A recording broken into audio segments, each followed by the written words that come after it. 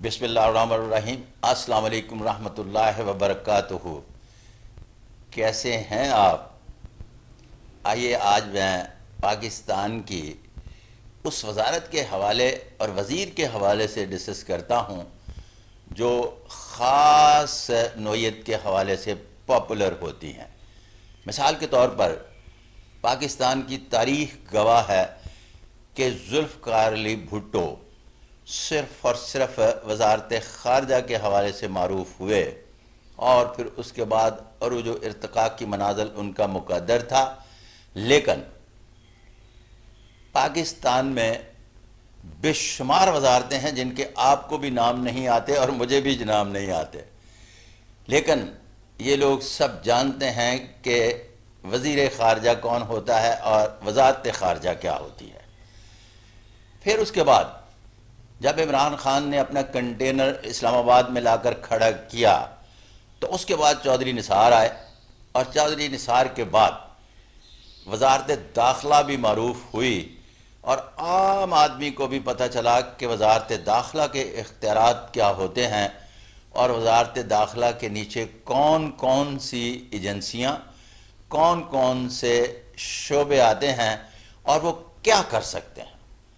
پھر اس کے بعد رانا ثناءاللہ صاحب تشریف لائے تو انہوں نے تو پاکستان میں ایسا کمال دکھایا کہ حد کر دی، اور اسی طرح سے بچے بچے کو پتہ چل گیا کہ وزارت داخلہ کیا ہوتی ہے۔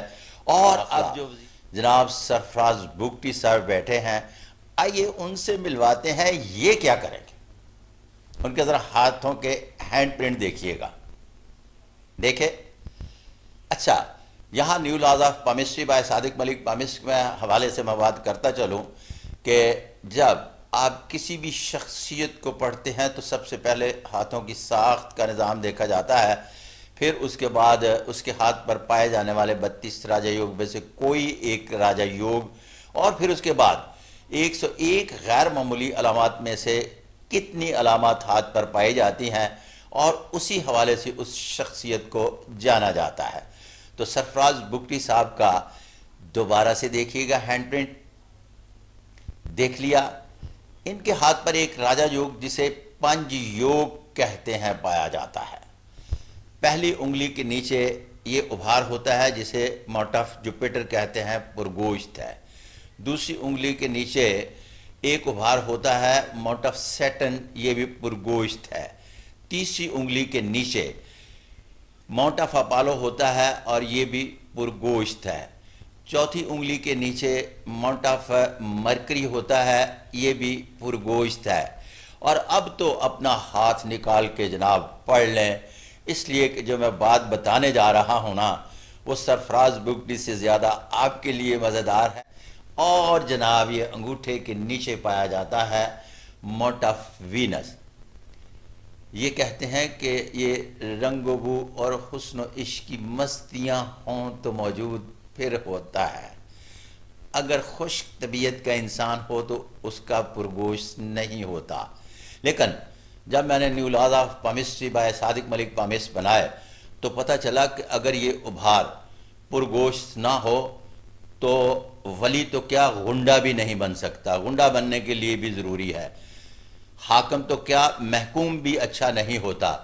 اس کا مطلب ہے کہ دلچسپ اور خوشگوار زندگی گزارنے کے لیے اس ابھار کا ہونا اور حاکم کے ہاتھ پر تو ہونا بہت ضروری ہے۔ اور یہ پانچواں ابھار بھی جناب سرفراز بگٹی کے ہاتھ پر بڑا دلچسپ پایا جاتا ہے، جس کی بنیاد پر ان کے ہاتھ پر یہ ایک یوگ جسے پنج یوگ کہتے ہیں بنتا ہے، اور جس ہاتھ پر پنج یوگ ہو اقتدار اس کا نصیب ہوتا ہے۔ لیکن کب؟ جب یہ دوسری انگلی کے نیچے پائی جانے والی مقدر کی لکیر، اور پھر تیسری انگلی کے نیچے پائی جانے والی شمسی لکیر جسے شہرت و مقبولیت کی آئینہ دار ہوتی ہے، جہاں جہاں کمبینیشن بناتی ہے، اس دور میں جس کے ہاتھ پر راجہ یوگ ہو وہ اقتدار میں آتا ہے۔ تو جناب ناصر بگٹی صاحب چکے اپنے ہاتھ پر پنج یوگ رکھتے ہیں، اور یہاں میں جو وضاحت کرنا چاہ رہا ہوں وہ یہ ہے کہ پنج یوگ کے سیاستدان جو ہیں یہ صرف تھرڈ ورلڈ میں ہوتے ہیں۔ ترقی یافتہ ملکوں کے جتنے بھی لیڈر ہیں ان کے ہاتھ پر 6 ابھار پائے جاتے ہیں، وہ بنیادی طور پر بائی برتھ پالیسی میکر ہوتے ہیں۔ جن کے ہاتھ پر 5 ابھار پائے جاتے ہیں، 5 ابھار والوں نے موقع محل کی مناسبت سے فیصلے کرنے ہوتے ہیں۔